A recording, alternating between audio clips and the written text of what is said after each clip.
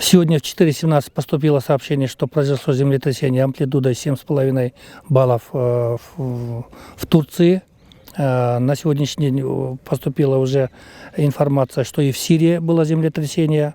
И количество жертв с каждым разом увеличивается.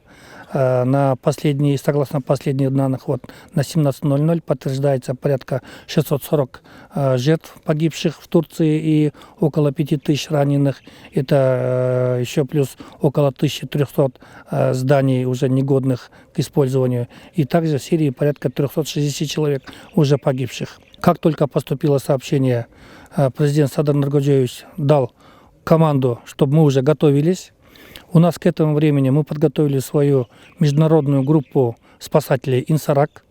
Эта международная группа работала и руководствовалась под шефством турецкой группы «Инсарак». И сейчас, в принципе, можно сказать, что наша группа уже полностью укомплектована и она готова. С утра мы разрабатывали план поездки наших спасателей, доставки наших спасателей попутными авиалиниями.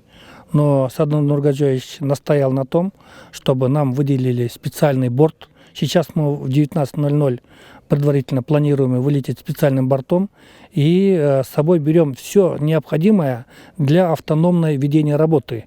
Это включается и организация питания, организация связи, организация медицинской помощи, эвакуации раненых. Там будет у нас организован штаб на местах.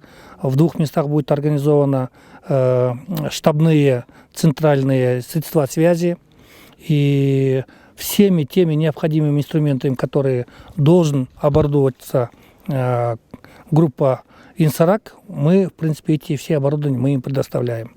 Сама группа формируется из количества 64 человек.